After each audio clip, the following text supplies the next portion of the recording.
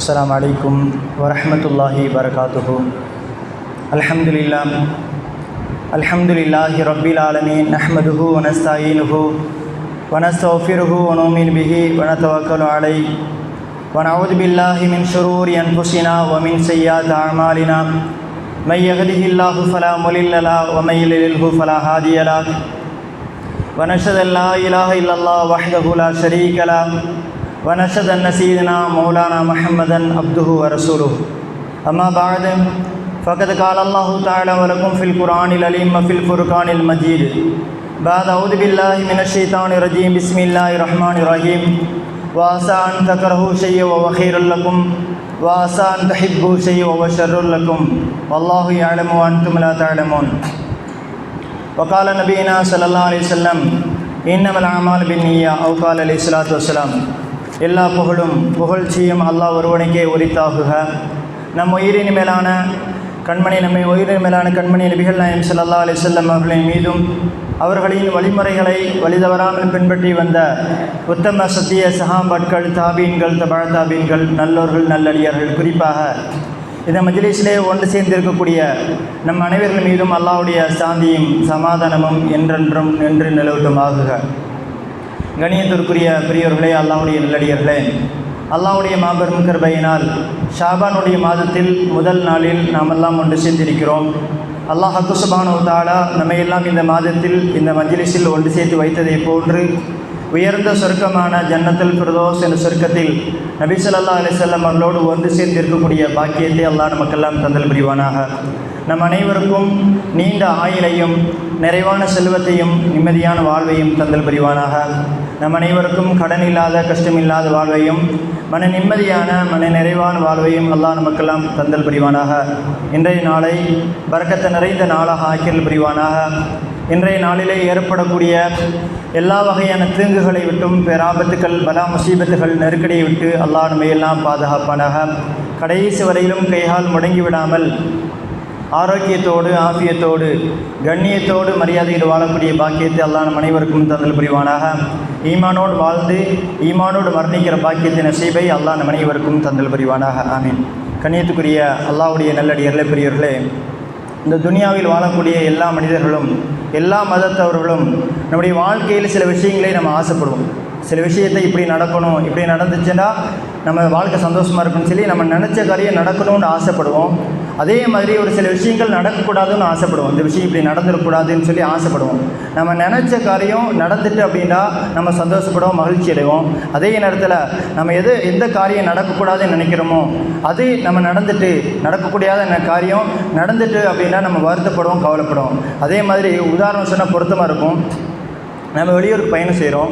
வெளியூருக்கு பயணம் செய்யும் பொழுது நம்முடைய ஆசையெல்லாம் எப்படி இருக்கும்டா, உதாரணத்துக்கு கோயம்புத்தூர் போகிறோம் அல்லது மதுரை போகிறோம் அல்லது மெட்ராஸ் போகிறோம் அப்படின்னா நம்ம எப்படி என்ன இருக்கும் அப்படின்னா ஸ்பீடாக போகிற பஸ்ஸில் போகணும், நல்ல சொகுசு பஸ்ஸாக இருக்கணும், நல்ல ஏசி இருக்கணும் அப்படின்னு சொல்லி ஆசைப்படும்.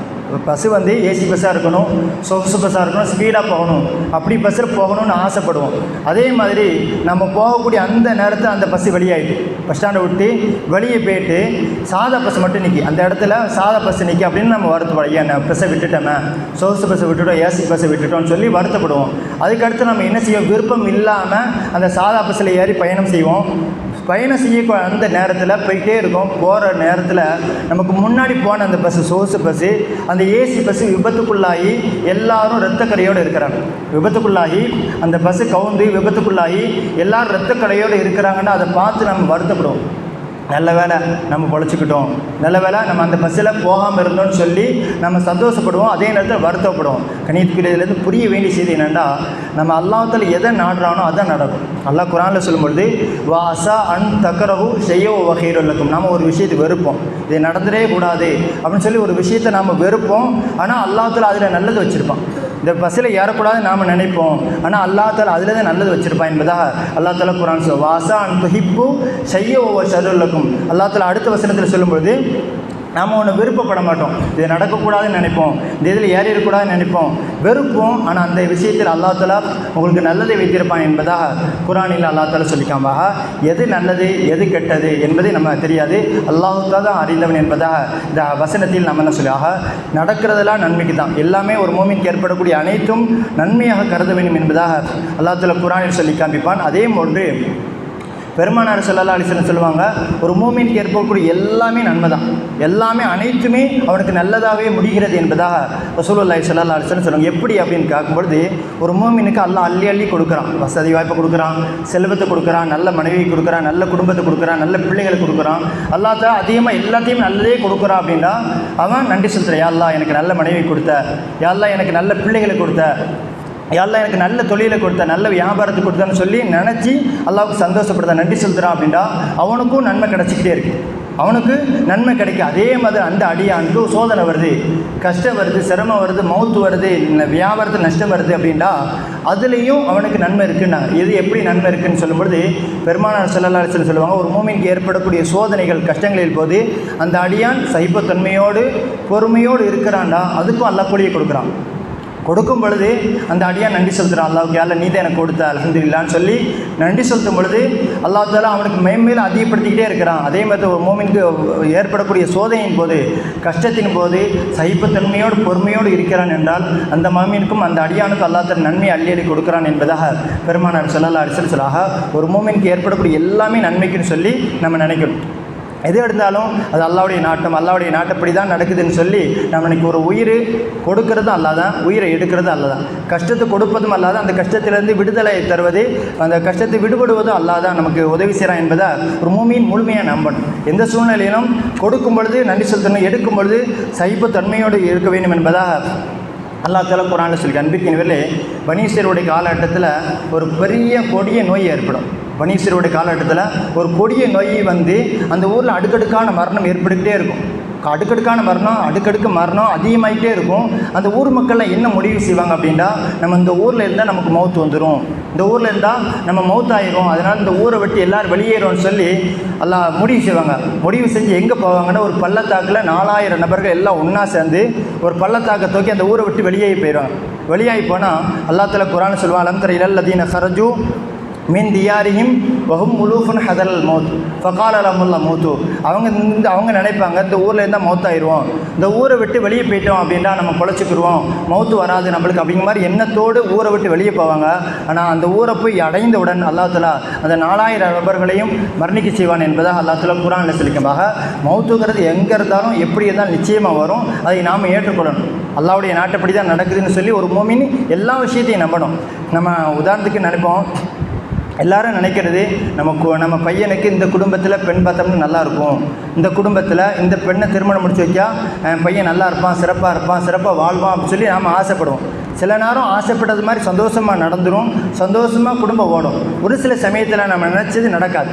நல்ல பையன் நினச்சி கட்டி கொடுப்போம், ஆனால் பார்த்தா குடிகாரனாக இருப்பான். நல்ல பையன் நினச்சி கட்டி கொடுப்பான், குடிகாரனாக இருப்பான். நல்ல பையன் நினச்சி கட்டி கொடுப்பான், பிள்ளையை போட்டு அடிப்பான். இப்படி நாம் நினச்சது மாதிரி ஒரு சில சமயத்தில் இருக்காது.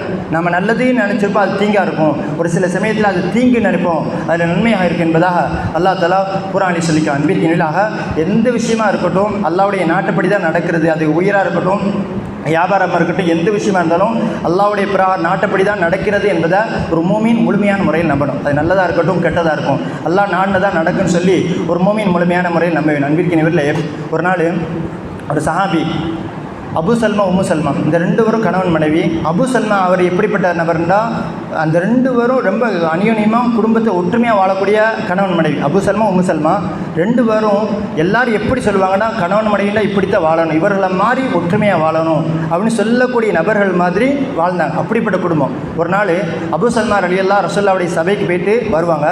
வரும்பொழுது ரசூலுல்லாஹ் அந்த சபையில் சொல்லுவாங்க, உங்களுக்கு யாராச்சும் ஒரு சோதனை கஷ்டங்கள் சிரமங்கள் வந்துச்சுன்னா, உங்களுக்கு ஏதாச்சும் ஒரு சோதனையும் கஷ்டமோ சிரமமும் வந்துச்சுன்னா நீங்கள் இந்த துவா ஓதுங்கன்னு சொல்லி அந்த நேரத்தில் சொல்லிக் கொடுப்பாங்க. என்னன்னா, அல்லாஹும்ம அஜிர்னி ஃபீ முசீபத்தி வஹ்லுஃப்லி ஹைரம் மின்ஹா, யா அல்லாஹ் இந்த கஷ்டத்திலேருந்து இந்த சிரமத்திலேருந்து என்னை பாதுகாத்து இதை விட சிறந்த வாழ்வை சகிப்புத்தன்மையை பொறுமையை கூட அப்படிங்கிற ஒரு துவாவை ரசூலை கற்றுக் கொடுப்பாங்க அந்த மஜ்லிஸில்.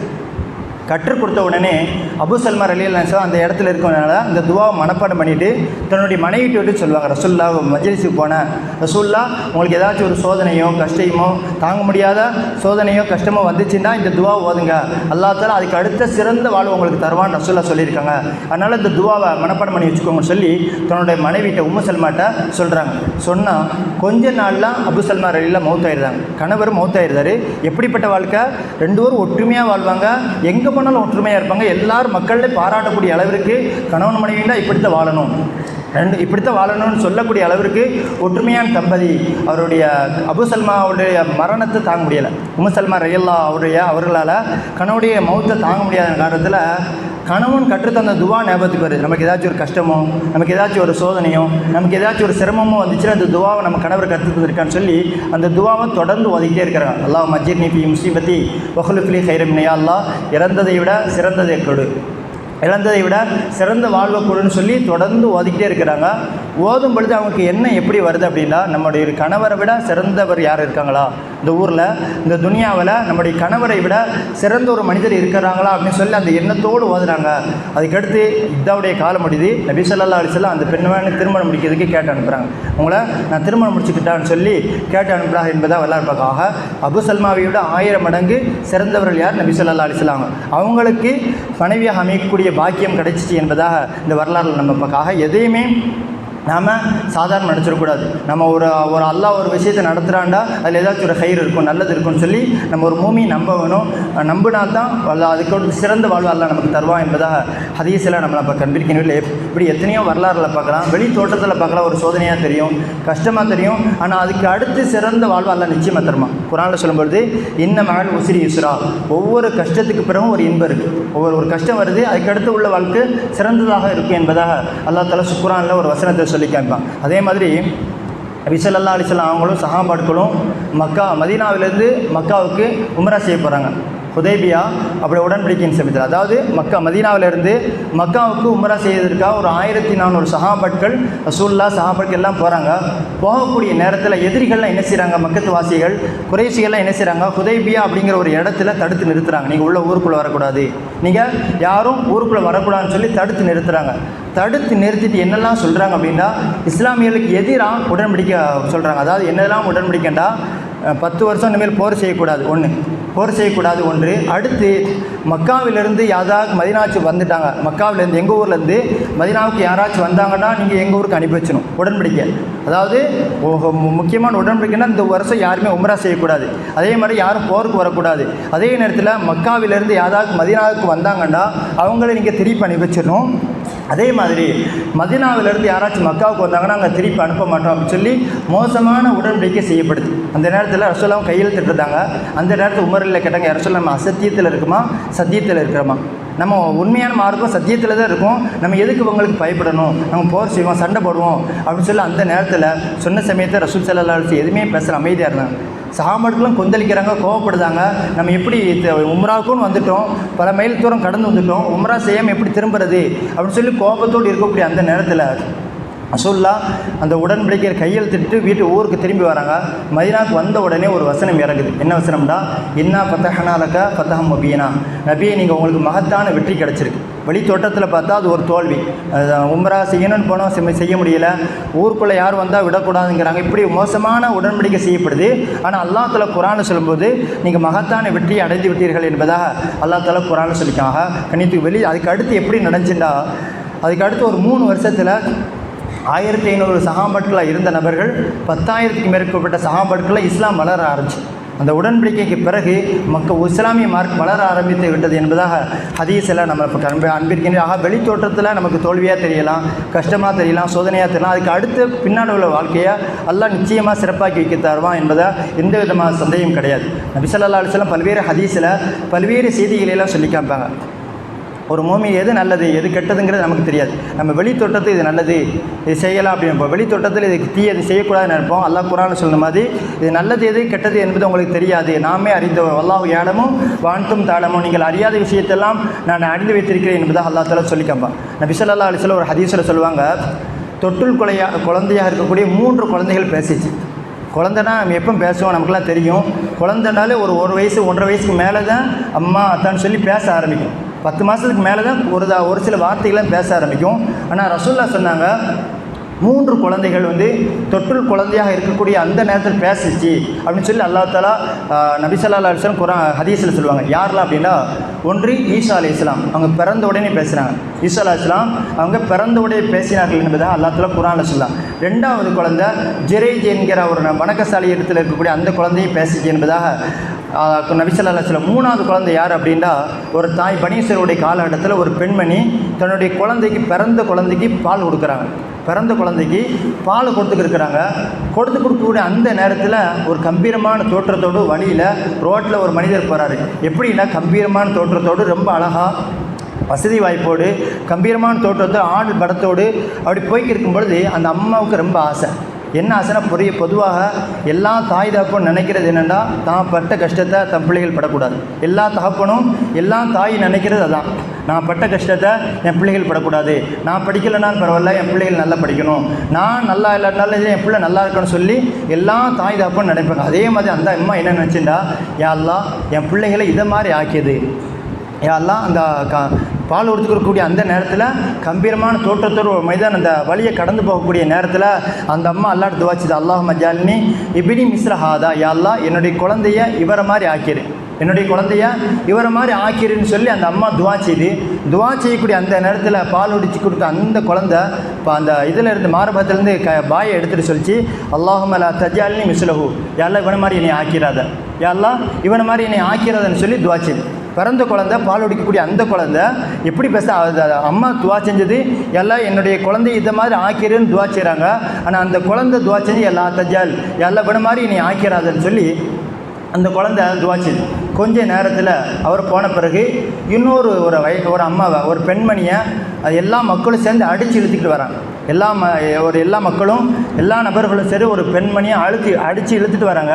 அந்த நேரத்தில் அந்த அம்மா துஆ செய்து, யா அல்லாஹ் என்னுடைய பிள்ளையை இவ்வளோ மாதிரி ஆக்கிறாத, யா அல்லாஹ் என்னுடைய குழந்தைய என்னுடைய பிள்ளைய இவ்வளோ மாதிரி ஆக்கிறாதான்னு துஆ செய்யக்கூடிய அந்த நேரத்தில் அந்த பால் ஒடிச்சு கொடுக்கணும் அந்த குழந்தை சொல்லிச்சு, யா அல்லாஹ் என்னை எந்த மாதிரி ஆக்கிரு, இந்த பெண்மணி மாதிரி என்னை ஆக்கிருன்னு சொல்லி துஆ செஞ்சு. அப்போ அதுக்கடுத்து ரசூல் ஸல்லல்லாஹு அலைஹி வஸல்லம் சொல்லுவாங்க, எதனால் அந்த அவனை மாதிரி ஆக்காத இந்த பெண்மணியை ஆக்குன்னு சொல்லிச்சு அப்படின்ற நபி ஸல்லல்லாஹு அலைஹி வஸல்லம் சொல்லுவாங்க சஹாபாக்களுக்கு, முதல்ல சென்ற கம்பீரமான தோற்றத்தோடு அழகான தோற்றத்தோடு செல்லக்கூடிய அந்த மனிதன் ரொம்ப மோசமான மனிதன், அநியாயக்காரன், அவனை மாதிரி ஆக்கிறாதுன்னு சொல்லி அல்லாஹ் தான் இந்த குழந்தைக்கு அறிவை கொடுத்தான். அதே மாதிரி 2வது அந்த பெண்மணி அடிச்சுட்டு இருக்கக்கூடிய அந்த பெண்மணி யாருண்டா, அநியாயமே இட்டுக்கட்ட அடிமை பெண் தான், ஆனால் சாலியான நல்ல பெண்ணு, ஆனால் செய்யாத தவறுக்கு செய்ததாக அடித்து எழுத்துட்டு பண்ணார், ஆனால் சாலியான பெண், அதனால் அந்த மாதிரி என்னை ஆக்கிடுன்னு சொல்லி அந்த குழந்தை துஆ செஞ்சு என்பதாக ஹதீஸில் பார்க்க. வெளி தோற்றத்தில் பார்க்கும்பொழுது எல்லாமே அழகாக தெரியும், நல்லவங்க மாதிரி தெரியும், ஆனால் உள் தோற்றத்தை அறிந்தவன் யாருன்னா அல்லாஹ் தான்.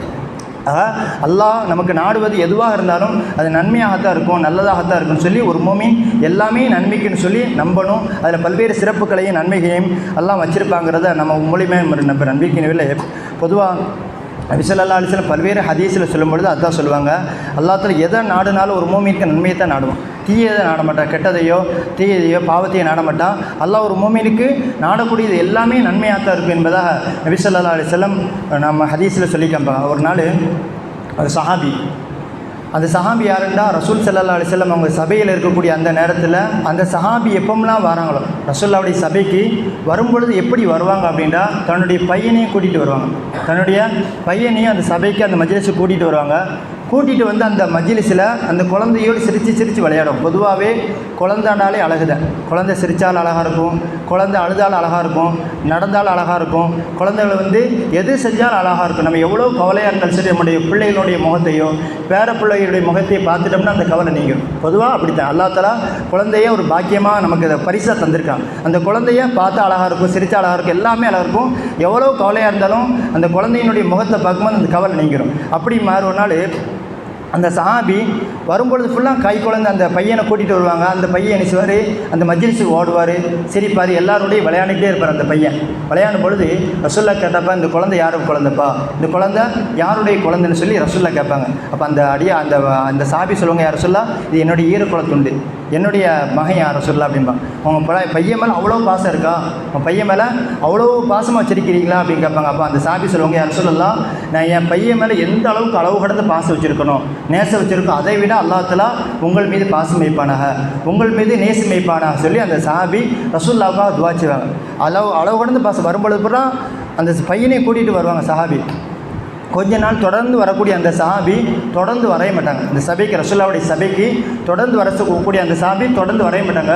நீண்ட நாள் கழித்து ரசூலுல்லாஹ்வுடைய சபைக்கு தனியாக வருவாங்க. தனியாக வந்து கவலையோடு இருப்பாங்க. ரசூலுல்லாஹ் கேட்பாங்க, உங்களுடைய ஈரக்குல துண்டைங்க, அவன் பாசமான அந்த பையன் எங்கே அப்படி சொல்லி ரசூலுல்லாஹ் அந்த சஹாபியை கேட்கும்பொழுது அந்த சஹாபி அழுதுகிட்டே சொல்லுவாங்க, யார் ரசூலுல்லாஹ் என்னுடைய பையன் மௌத் ஆகிட்டாரு, யார் ரசூலுல்லாஹ் என்னுடைய பையன் மௌத் ஆகிட்டாரு அப்படின்னு சொல்லி அழுதுகிட்டே சொல்லுவாங்க. சொன்ன உடனே ரசூலுல்லாஹ் அழுதுருவாங்க. பொதுவாக பெரியவங்க மௌத்தை கூட தாங்கிடலாம், பெரியவங்க மௌத்தை கூட தாங்கிடலாம். ஆனால் சிறு குழந்தையுடைய மௌத்தை யாராலும் தாங்க முடியாது. இது எந்த அளவுக்குன்னா படுத்த படுக்கையிலே மௌத்தாயிட்டாங்க. நீண்ட நாள் படுத்த படுக்கையிலே மௌத்தாகி மலஞ்சலம் கழித்து அதுக்கடுத்து மௌத்தாகிறாங்கண்டா இப்போ உள்ள நிலைமை என்னண்டா, அந்த வீடு மௌத்து வீடு கிடையாது, கல்யாண வீடு மாதிரி சிரிப்பு சவுத்து தான் கேட்கும். ஆனால் சிறு குழந்தைகளுடைய மௌத்தை யாரையும் தாங்க முடியாது, அந்த வலியை தாங்க முடியாது, ஆறுதல் சொல்ல முடியாது. அப்போ அந்த சாபி அழுதுகிட்டே சொல்லுவாங்க, யார் சொல்ல என் பையன் மௌத்தாயிட்டான் அப்படின்னு சொல்லிட்டு ரசூலுல்லாஹ் அழுதுகிட்டே சொல்லுவாங்க, நீ கவலைப்படாதீங்க, அல்லாஹ் இங்கே சொர்க்கத்தினுடைய எந்த வாசல் வழியாக சொர்க்கம் செல்ல விரும்பினாலும் நபி ஸல்லல்லாஹு அலைஹி வஸல்லம் சுபச்செய்தி சொல்லுவாங்க. எப்படி சொல்லுவாங்கன்னா, சொர்க்கத்தினுடைய வாசல்களில் எந்த வாசல் வழியாக நீங்கள் சொர்க்கம் செல்ல விரும்பினாலும் உங்களை வரவேற்பதற்காக உங்களுடைய பையன் ரெடியாக இருப்பார், உங்களுடைய பையன் சொர்க்கத்தினுடைய வாசலில் உங்களை வரவேற்பதற்காக ரெடியாக இருப்பாங்க அப்படின்னு சொல்லி ரசூலுல்லாஹ் சுபச்செய்தி சொல்லுவாங்க. சின்ன பையன் மௌத்தாயிட்டாண்டா அப்போ அவங்களுக்கு சொர்க்கம் சுபச்செய்தி கிடைக்கும் அப்படின்னு சொன்ன பண்ணி சஹாபாக்களும் கேட்பாங்க, யார் ரசூலுல்லாஹ் இந்த சுபச்செய்தி இவருக்கு மட்டுமா, இந்த சுபச்செய்தி இவருக்கு மட்டுமா அப்படின்னு கேட்கும்பொழுது ரசூல் ஸல்லல்லாஹு அலைஹி வஸல்லம் சொல்லுவாங்க, இதை போன்று யாரெல்லாம் இருக்கிறார்களோ, அதாவது சிறு வயசில் யாருக்கெல்லாம் குழந்தை மௌத்தாயிட்டோ, சிறு வயசில் யாருடைய குழந்தையெல்லாம் மரணித்து விட்டார்களோ அவருடைய பெற்றோர்களுக்கு இந்த சுபச்செய்தி உண்டு. சின்ன வயசில் நம்முடைய குழந்தை மௌத்தாயிட்டேன்டா நாம் சொர்க்கம் செல்வதற்கு அந்த குழந்தை ஒரு காரணமாக இருக்கும். அந்த குழந்தை நாம் சொர்க்கம் செல்கிறோம் அப்படின்னா சொர்க்கத்துடைய எந்த வாசல் வழியாக சொர்க்கம் செல்லலாம், அதே நேரத்தில் நம்மளை வரவேற்றுக் கொள்வதற்காக அந்த குழந்தை சொர்க்கத்தில் இருக்கும் என்பதாக நபி ஸல்லல்லாஹு அலைஹி வஸல்லம் அவர்கள் சுபச்செய்தியாக சொல்லாக. சிறு வயசில் யாருடைய குழந்தையெல்லாம் மௌத்தாயின்னு அவங்களை கவலைப்படக்கூடாது, சகிப்புத்தன்மையோடு பொறுமையோடு இருக்கணும். அந்த குழந்தைக்கும் சொர்க்கம், அதே நேரத்தில் அந்த குழந்தையின் மூலமாக அல்லாஹ் நமக்கும் சொர்க்கத்தை தரான் அப்படிங்கிற மாதிரி உறுதியாக நம்பணும். இது நபி ஸல்லல்லாஹு அலைஹி வஸல்லம் அவருடைய பொன்மொழி ஹதீஸ். கணித்துக்கிறீங்களே, அதே மாதிரி பல சுபச்செய்தியாக ரசூலுல்லாஹ் சொல்லுவாங்க, அல்லாஹ்வுக்கு எல்லாமே தெரியும், அல்லாவுக்கு யாருடைய உயிரை கைப்பற்றணும், யாருடைய உயிரை கைப்பற்றக்கூடாதுன்னு சொல்லி எல்லாமே தெரியும். எல்லாமே மரணம் முடிவு செய்யப்படுச்சு. யாருமே இந்த உலகத்தில் துனியாவில் யாருமே வாழ போகிறது கிடையாது. ஒரு நாள் இல்லை ஒரு நாள் நிச்சயமாக மரணம் வரும். இருந்தாலும் அல்லாஹ் தஆலா அடியார் மலக்குமார்ட்ட கேட்பான். எப்படி கேட்பான்டா, என்னுடைய அடியானுடைய பிள்ளையினுடைய உயிரை கைப்பற்றிட்டீங்களா? அல்லாஹ் தஆலா மலக்குமார்ட்ட கேட்பான். எப்படி கேட்பான்டா, என்னுடைய அடியானுடைய குழந்தையினுடைய உயிரையை கைப்பற்றிட்டீங்களா அப்படின்னு கேட்கும்போது, ஆமாம் அல்லாஹ் உன்னுடைய அடியானினுடைய குழந்தையினுடைய உயிரை கைப்பற்றிட்டு வந்துட்டோம் அப்படின்னு சொல்லி மலக்குமார்கள் சொல்லுவாங்க. அப்போ அல்லாஹ் கேட்பான், என்னுடைய அடியான் அந்த நேரத்தில் எப்படி இருந்தான், என்னுடைய அடியான் குழந்தையினுடைய உயிரை கைப்பற்றிட்டு வந்துட்டீங்க, அந்த நேரத்தில் என்னுடைய அடியானுடைய செயல்பாடு அவன் எப்படி இருந்தான் அப்படின்னு சொல்லும் பொழுது அந்த மலக்குமாரெலாம் சொல்லுவாங்க, யா அல்லாஹ் அந்த நேரத்தில் உன்னுடைய அடியான் ரொம்ப பொறுமையாக இருந்தான், இன்னா லில்லாஹி வ இன்னா இலைஹி ராஜிஊன், அல்லாஹ் தான் அந்த குழந்தையை கொடுத்தான், அல்லாஹ் தான் அந்த குழந்தையை எடுத்துட்டான்னு சொல்லி ரொம்ப சகிப்புத்தன்மையோடு பொறுமையோடு இருந்தான் அப்படின்னு சொல்லும் பொழுது அல்லாஹ் தஆலா அந்த மலக்குமார் சொல்லுவாங்க, அப்படின்னா என்னுடைய அடியானுக்கு சொர்க்கத்தில் ஒரு வீடு கட்டுங்க, சொர்க்கத்தில் என்னுடைய அடியானுக்கு ஒரு வீட்டை கட்டுங்க, அந்த வீட்டுக்கு பைத்துல் ஹம்து அப்படின்னு ஒரு பெயர் இங்கே புகழப்படக்கூடிய வீடுன்னு சொல்லி என்னுடைய அடியானுக்கு சொர்க்கத்தில் ஒரு வீடை கட்டுங்க என்பதாக அல்லாஹ் தஆலா மலக்குமார்க்கு சொன்னதாக ஹதீஸில் பக்கம் இருக்கிறீர்களே. இந்த உலகம்ங்கிறது சோதிக்கப்படக்கூடிய உலகம். அல்லாஹ் குர்ஆனில் சொல்லும்பொழுது வல்ல நபுலுவன்னக்கும் உங்களை சோதித்து கொண்டே இருப்போம். அல்லாஹ் தஆலா குர்ஆனில் சொல்லும்பொழுது இந்த உலகத்தில் நாம் நினைக்கிறோம் சொகுசாக வாழ்கிறது, சந்தோஷமாக வாழ்கிறது மட்டும் வாழ்க்கை கிடையாது. அல்லாஹ் தஆலா சோதனை கொடுக்குறான், கஷ்டத்தை கொடுக்குறான், சிரமத்தை கொடுக்குறான்டா, அதுலேயும் நன்மை இருக்கும். அல்லாஹ் குர்ஆனில் சொல்லும்போது வல நபுல் வண்ணக்கும் பிஷையும் மினல் ஹௌஃபி வல் ஜூஇ வனக்குசிம் மினல் அம்பாலி வலன்பசி வசமராத் வபஸ்ஸிரி சாபிரி. உங்களை நாம் சோதித்து கொண்டே இருப்போம். எப்படிலாம் சோதிப்போம், எப்படிலாம் கஷ்டத்தை கொடுப்போம், எப்படிலாம் உங்களுக்கு சிரமத்தை கொடுப்போம்னு சொல்லும்போது அடுத்தது சொல்லுவோம் பயத்தை கொண்டு சோதிப்போம், உங்களுக்கு பயத்தை ஏற்படுத்துவோம். அதே மாதிரி உங்களுடைய வியாபாரத்தில் உங்களுடைய விவசாயத்தில் நஷ்டத்தை ஏற்படுத்துவதன் மூலமாக சோதிப்போம். அடுத்து சொல்லுவான் உங்களுக்கு நெருக்கமான உயிர்களின் உயிரை கைப்பற்று, அது அம்மாவாக இருக்கலாம், அத்தாவாக இருக்கலாம், அக்காவாக இருக்கலாம், தங்கச்சியாக இருக்கலாம், தம்பியாக இருக்கலாம், அண்ணனாக இருக்கலாம், பெத்த பிள்ளையாக இருக்கலாம், மகனாக இருக்கலாம், யாராவனாலும் இருக்கலாம், அவரின் உயிரை கைப்பற்றுவதன் மூலமாக சோதிப்போம். வபஸ்ஸிரி சாபிரின். இப்படி சோதனைகள் கஷ்டங்கள் வரக்கூடிய நேரத்தில் யாரெல்லாம் பொறுமையோடு இருக்கிறார்களோ நபி அவங்களுக்கு சுபச்செய்தி சொல்லுங்கள் என்பதாக அல்லாஹ் தஆலா குர்ஆன் சொல்லாக. அன்பிற்கினர்களே, நாம் நினைக்கிறது இந்த துனியாவில் எல்லாருமே சொல்கிறது என்னென்னா என்னைய மாதிரி யாரும் சோதிக்கப்பட்டிருக்க மாட்டாங்க. எல்லாருமே சொன்னோம் நான் அவ்வளோ கஷ்டப்பட்டிருக்கேன், எனக்கு அவ்வளோ சோதனை வருது, எனக்கு அவ்வளோ கஷ்டம் வருது, அவ்வளோ சிரமம் வருது, என்னைய மாதிரி யாருமே இந்த ஊரில் சோதிக்கப்பட்டிருக்க மாட்டாங்க அப்படின்னு சொல்லி நிறைய பேர் சொல்லுவாங்க.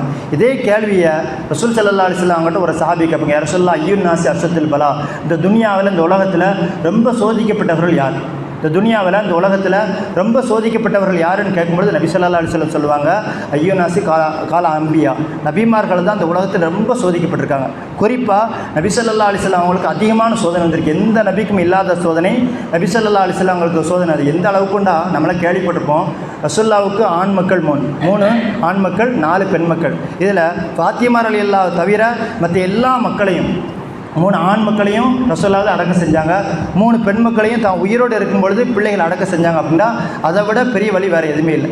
ஆனால் ரசூலுல்லாஹ் தாங்கினாங்க, சகிப்புத்தன்மையோடு பொறுமையோடு இருந்தார்கள். நம்ம பார்க்க அல்லாஹ் எது செஞ்சாலும் ஒரு நலவை வச்சுருப்பா, அது உயிராக இருக்கட்டும், வியாபாரம் இருக்கட்டும், எதாக இருந்தாலும் அதில் ஏதாச்சும் ஒரு கயிறு வச்சுருப்பான், நல்லது வச்சுருப்பான்னு சொல்லி ஒரு மூமின் நம்பணும். ஏதாச்சும் ஒரு கயிறு இருக்கணும். அந்த நமக்கு சோதனை வரும்பொழுது சகிப்புத்தன்மையோடு பொறுமையோடு இருந்தால் அதுக்கு அடுத்து உள்ள வாழ்க்கையாக எல்லாம் சிறப்பாக்கி தருவான். அல்லாஹ் சுப்ஹானஹு எல்லாம் எப்படி வாழ சொன்னார் நபி ஸல்லல்லாஹு அலைஹி வஸல்லம் அவர்கள். அதே போன்று வாழக்கூடிய நல்ல மக்களாக அல்லாஹ் நம்மையெல்லாம் ஆக்கியல் புரிவானாக. அதே மாதிரியமாக நன்றி செலுத்தக்கூடிய நல்ல மக்களாக அல்லாஹ் நம்மையெல்லாம் ஆக்கியல் புரிவானாக. வரக்கூடிய ரமலானை அடைந்து அமல் செய்யக்கூடிய பாக்கியத்தை அல்லாஹ் நமக்கெல்லாம் தந்தல் புரிவானாக. சகிப்புத்தன்மையோடு பொறுமையோடு நிரந்தரமாக வாழக்கூடிய பாக்கியத்தை அல்லாஹ் நம் அனைவருக்கும் தந்தல் புரிவானாக. அஸ்ஸலாமு அலைக்கும் வரஹ்மத்துல்லாஹி வபரகாத்துஹு.